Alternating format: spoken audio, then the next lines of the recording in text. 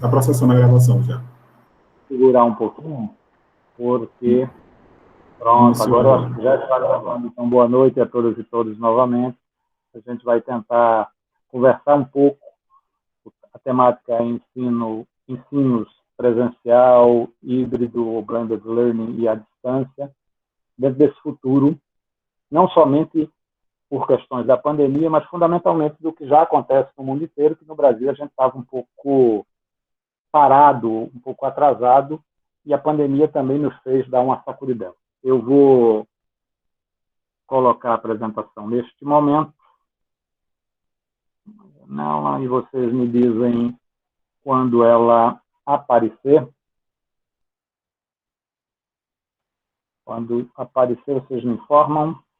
Eu consigo aqui. Eu minimizo com a... Apareceu, professor. Apareceu, já está ok. Então, eu vou dar início. Então, essa conversa sobre o futuro do ensino presencial, híbrido e à distância. Mas antes disso, como estava dizendo no começo, eu preciso de alguns pressupostos que eu acho importantes, porque senão a gente se encanta, ou com o ensino presencial, ou com o ensino híbrido, ou com o ensino à distância. Quando, na verdade, esses formatos, essas modalidades, elas podem ser exitosas ou não. Depende fundamentalmente das estratégias didáticas, de como a gente trabalha nesse processo. Então, é importante que, eu sempre digo, a gente pode ter um ensino presencial muito bom ou muito ruim. A gente pode ter um ensino à distância muito bom ou muito ruim. E agora, se a gente for falar de ensino híbrido, blended learning, a gente pode ter ensino híbrido muito bom ou muito ruim. Porque existem pressupostos que transpassam todas essas modalidades e que, efetivamente, vão nos dar essa compreensão da forma mais adequada que a gente pode trabalhar. Então, a primeira questão que eu levanto é que, antes de qualquer fala sobre o tipo de ensino que teremos no futuro ou que desejamos ter no futuro, é importante que a gente entenda como a gente deve trabalhar esse processo de construção do conhecimento dentro dessas modalidades. E aí eu faço uma analogia com a vida, para que a gente faça esse contraponto, e aí eu vejo que em alguns locais a gente está no caminho errado e outros no caminho certo. O que é que eu estou querendo dizer? A nossa vida, gente, ela segue mais ou menos uma sequência.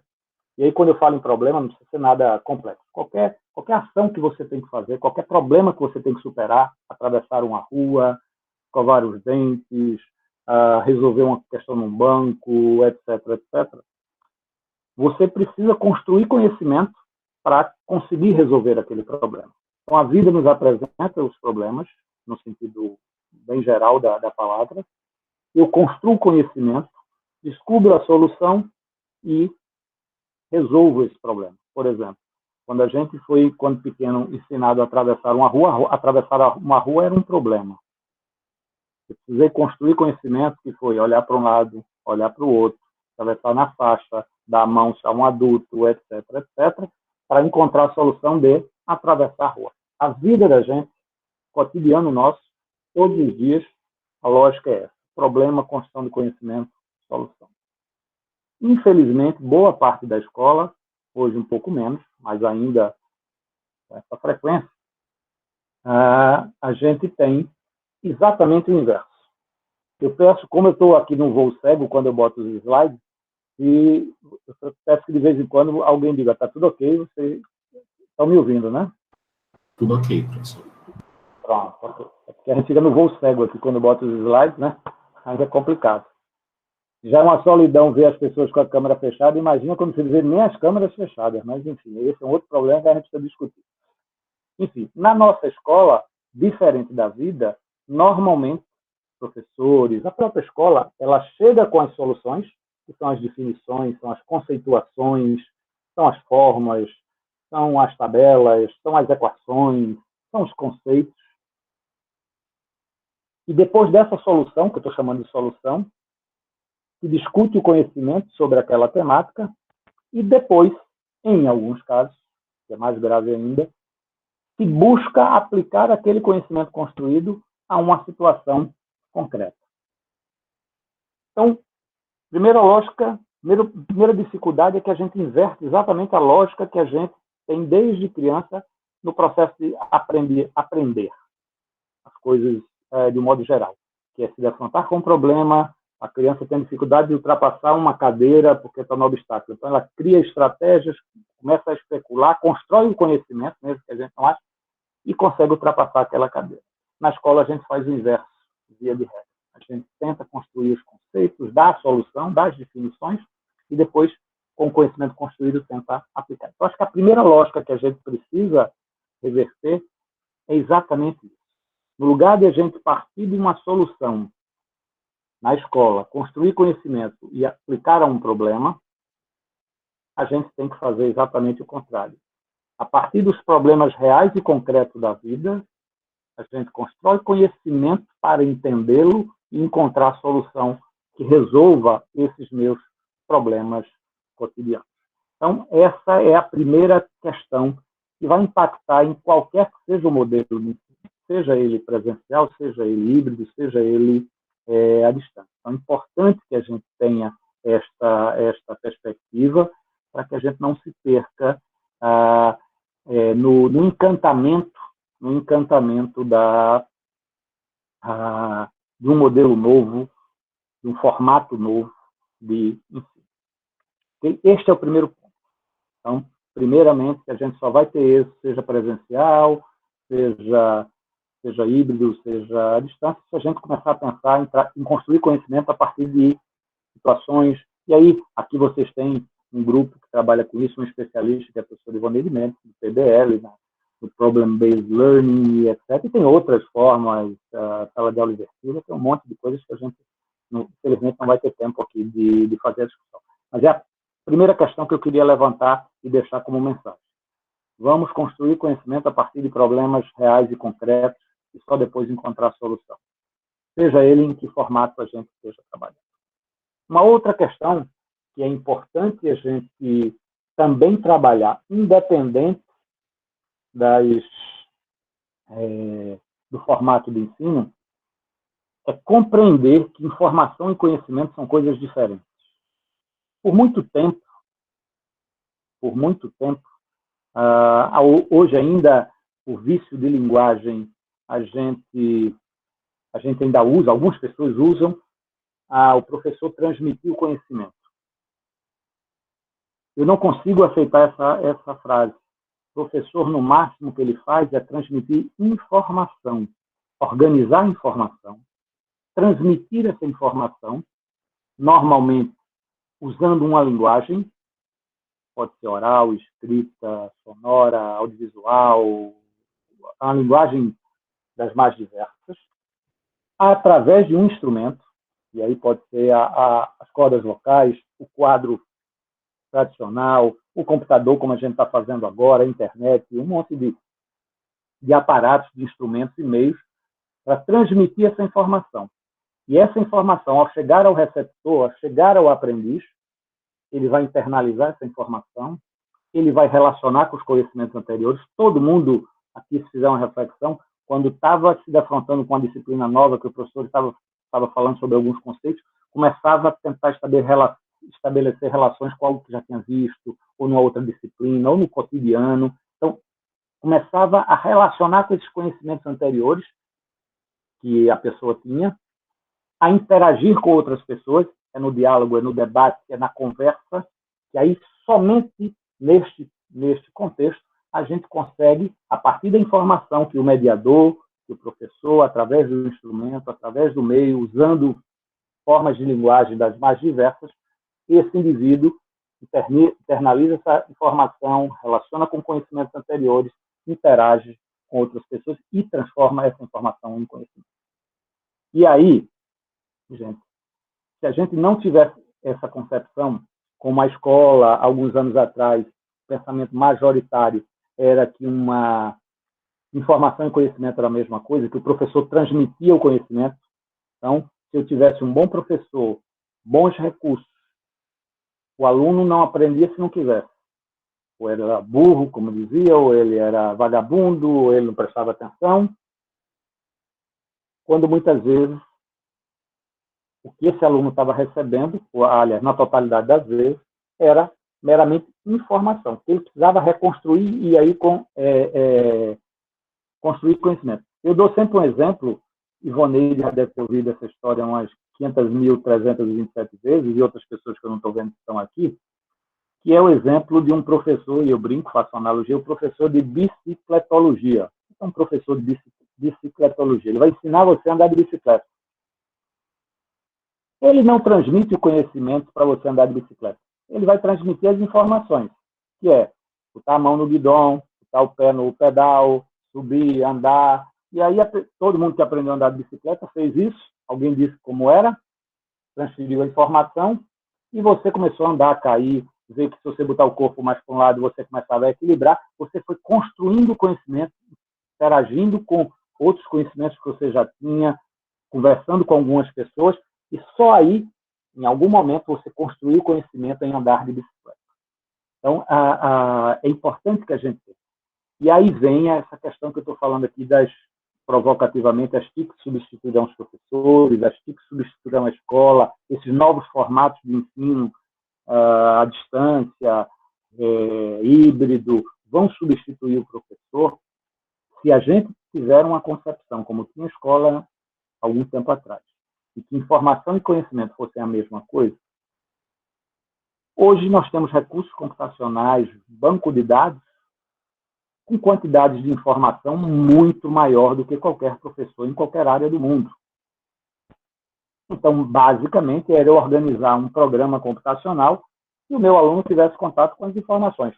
Ponto final, ele teria todas as informações, como informação seria conhecimento, ele teria construído o conhecimento.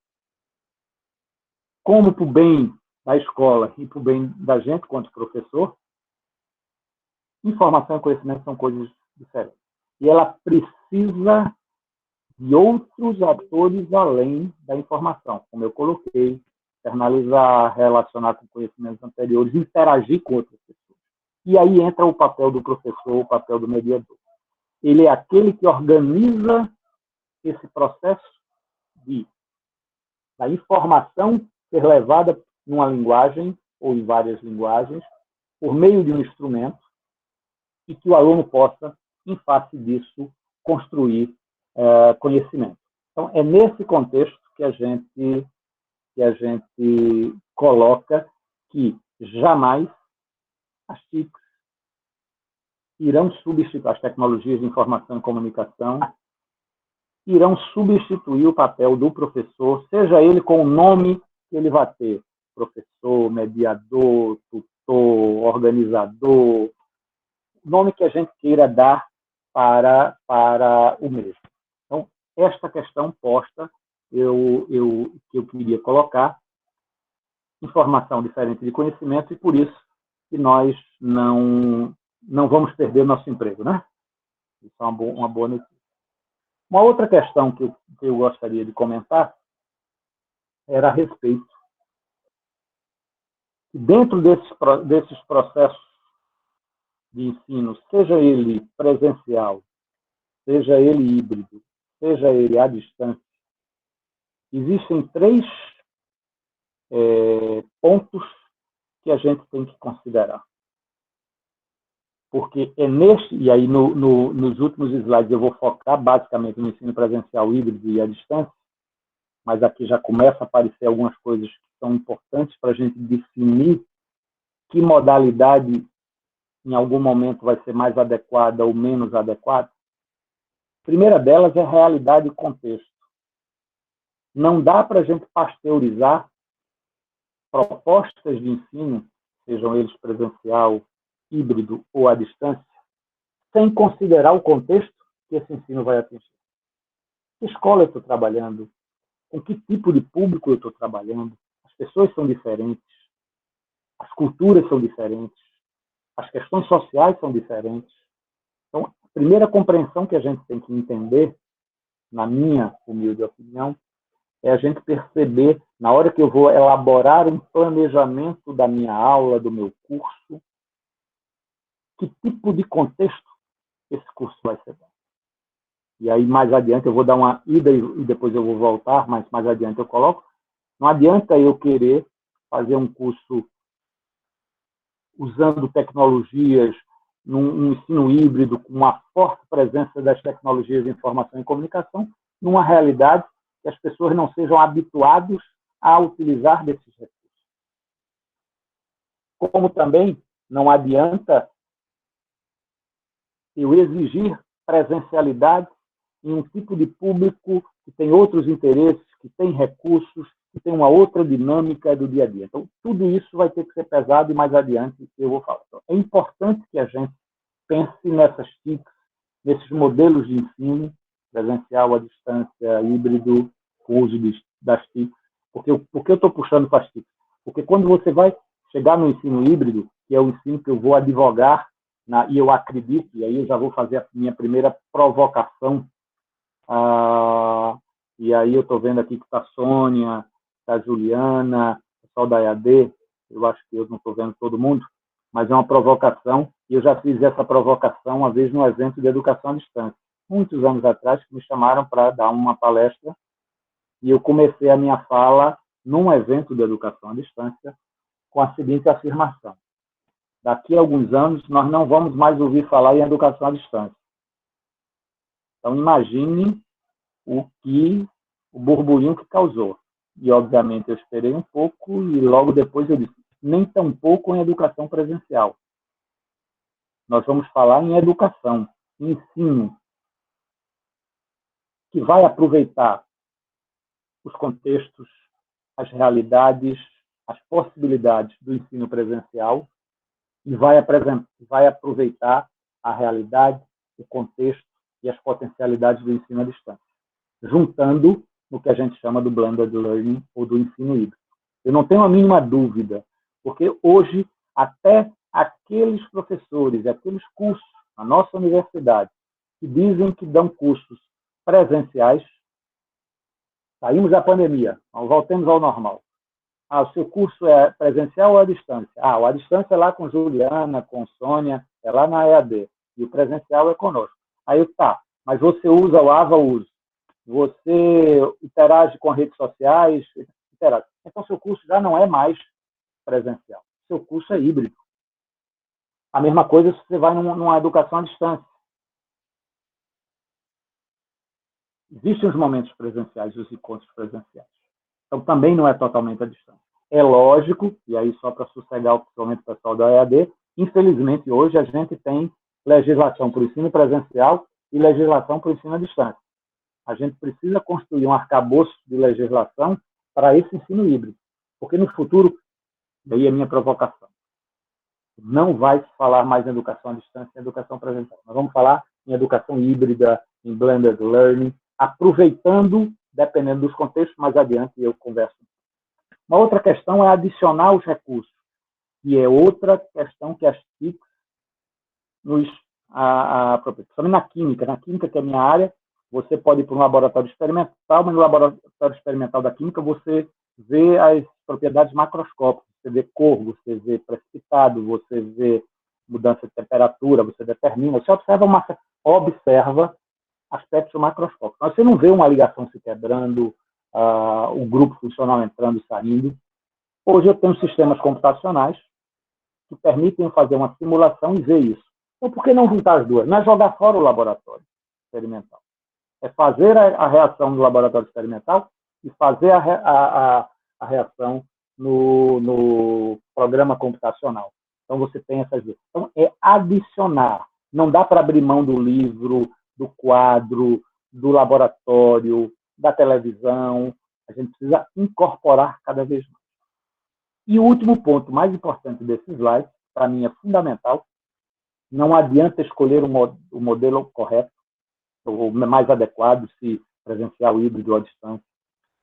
Escolher os instrumentos, os meios mais adequados ou melhores do que eu tenho, computador, televisão, laboratório, etc., etc., etc., se eu não planificar estratégias adequadas para a construção do conhecimento. Aí volto lá no início.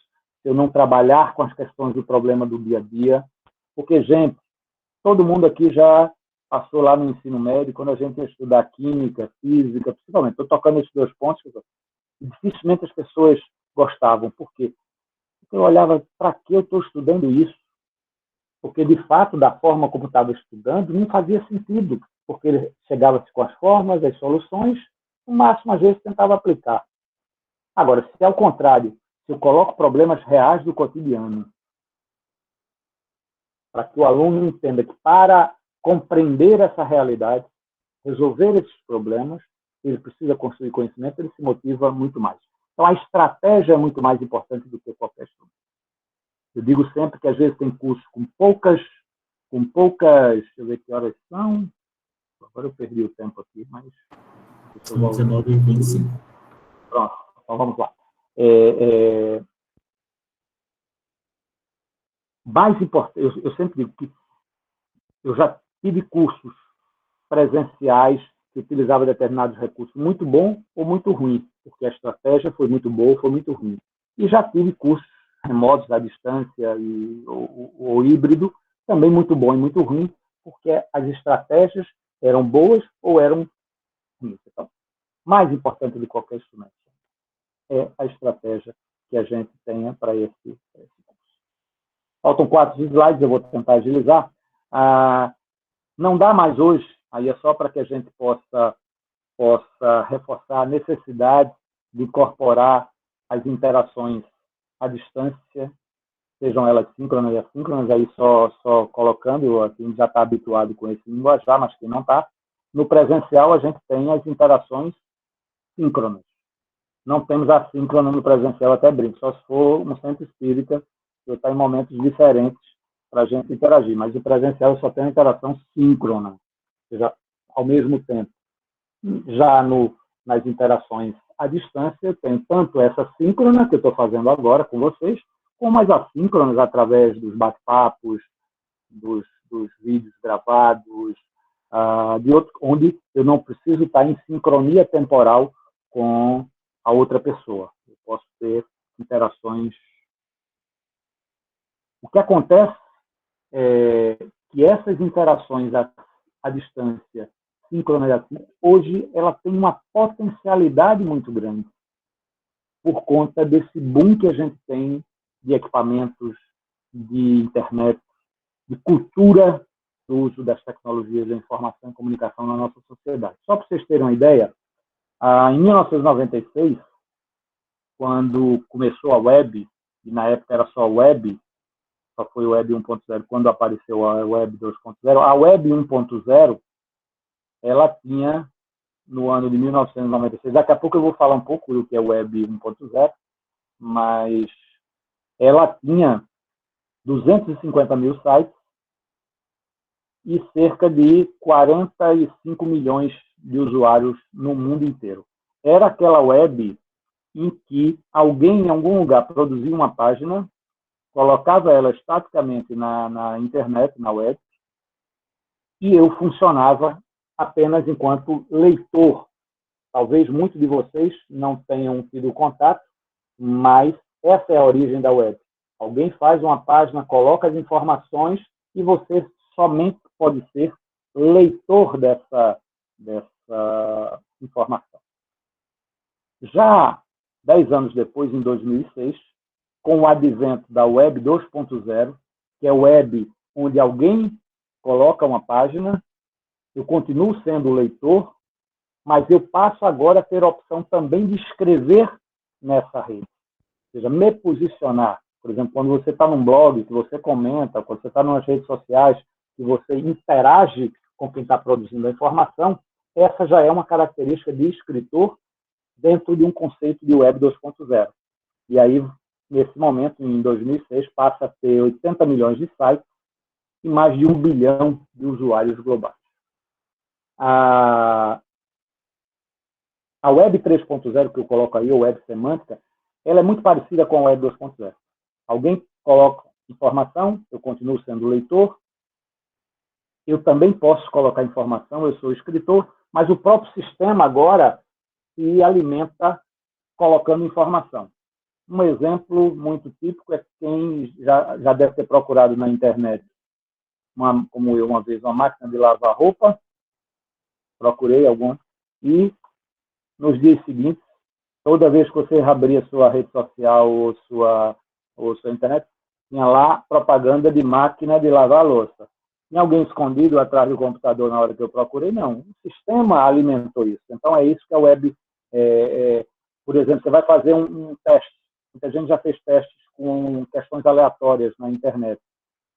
Dependendo do padrão de resposta da primeira questão, ele encaminha para uma segunda de um certo nível, ou de outro nível, e assim por diante. Então, cada indivíduo vai fazer um percurso, uma trilha diferente, porque o sistema ele começa a ter perfis de compreensão com uma inteligência artificial para gerar. É isso que a gente chama hoje de Web 3.0, Web semântica. Só para dar uma ideia, já que eu fiz o comparativo 1996, 2006, eu também faço em 2016. Eu tinha agora mais de 1 bilhão de sites.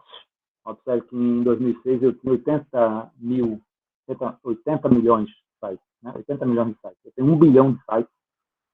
Eu passo a ter, com uma população mundial de 7,4 bilhões, eu passo a ter 3,4 bilhões de usuários na internet, 2,3 bilhões de usuários de redes sociais, 3,790 bilhões de usuários mobile e 1,9 de usuários de redes sociais através do mobile. Então, eu tenho um conjunto de uma evolução que impacta, gente, que impacta na educação. Se vocês olharem ali, também uma brincadeira, eu vou passar esse slide muito rápido, porque senão a gente vai ficar muito longa a conversa.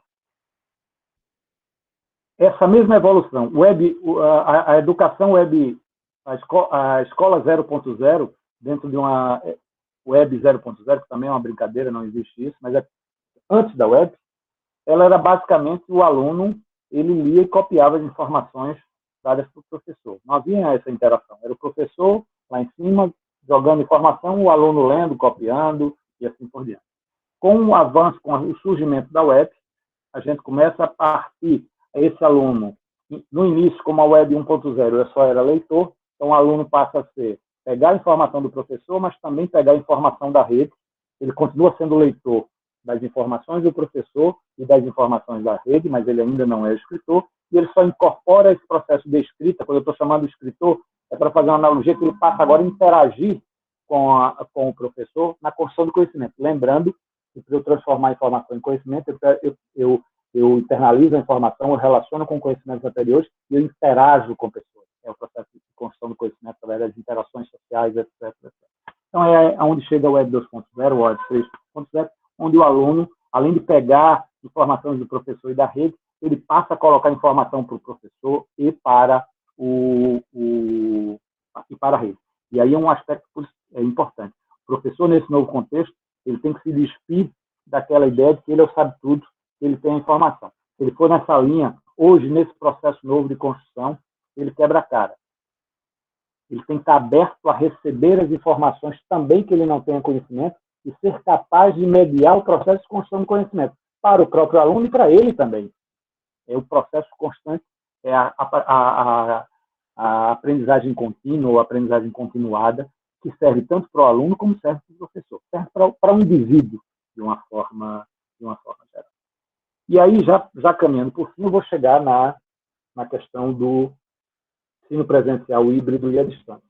E aí eu acho que a centralidade que essa pergunta deve ter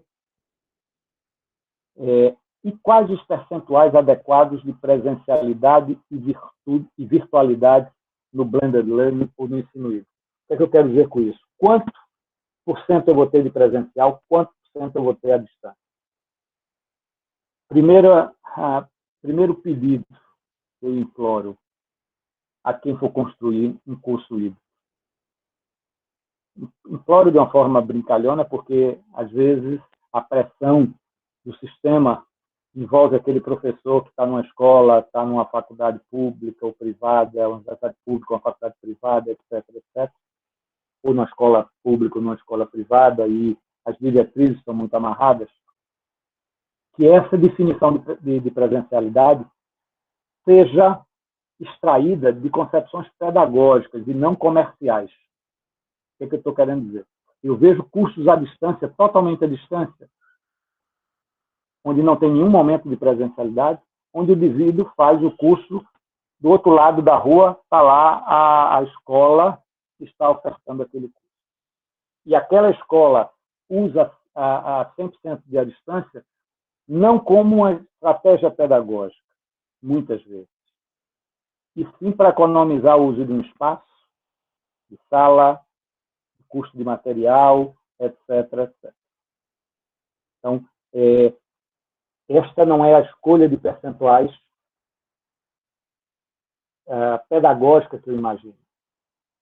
Essa é uma definição mais comercial do que pedagógica. O que é que eu estou querendo dizer uma definição pedagógica? É você compreender aquela realidade e dimensionar para aquele público, para aquele contexto, é melhor 50-50, é melhor 40-60, 40 presencial, 60 à distância, 60 presencial, 40 à distância, 20 presencial, 80 à distância, dependendo do contexto. Eu vou dar um exemplo já da longínqua década de 90, onde na região amazônica do estado do Pará foi feito um processo de capacitação, de formação de tutores alfabetizadores para atuar com crianças das regiões mais distantes, de aldeias dessa região amazônica do Pará. E, obviamente, que não se tinha internet, não se tinha como levar o professor, que tinha que pegar um barco, 2 dias, uma canoa, não sei o quê, como também não tinha como tirar aquela pessoa lá da aldeia para ele vir para a capital, etc., etc. Então, o que foi feito? Se trouxe essas pessoas por uma semana em Belém, foi feita uma formação presencial mais básica, e essas pessoas voltaram para as suas regiões, e todo o processo continuado de formação foi feito através do correio, através do uso do correio, de conteúdo escrito enviado pelo correio. No final das contas, se a gente fosse transformar em percentual, foi algo como mais de 90% à distância e menos de 10% presencial. E o impacto que isso causou na redução dos índices de analfabetismo daquela região, depois de alguns anos, foi extraordinário. Então, como é que eu vou ser contra um curso que foi 90% à distância e 10% presencial? Tem que ter mais presencial. Mas naquela realidade era o que era possível fazer. Então a gente precisa, esses percentuais, não existe uma mágica. Agora, é importante que tenha as duas coisas. Por quê? Porque o presencial, o processo de construção de conhecimento também é um processo de empatia, de interação.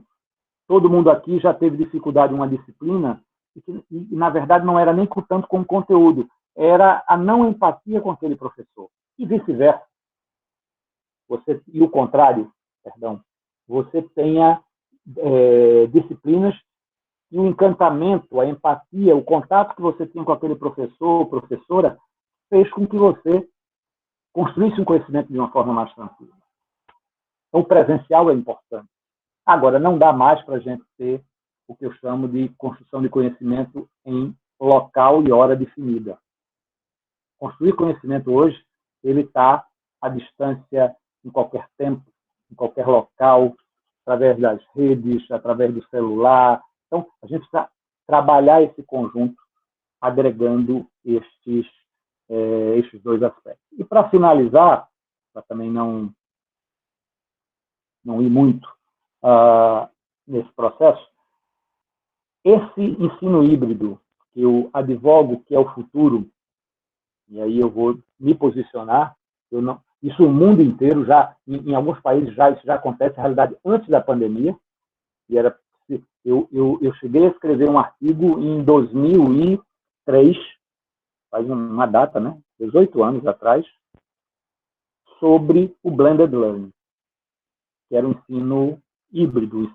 a necessidade da gente incorporar as interações à distância, síncronas e assíncronas, ao modelo presencial, de uma forma mais enfática. Numa revista da Espanha, a Pixel Byte, eu acredito, se não me falha a memória, Ivanildo conhece mais meu currículo do que eu,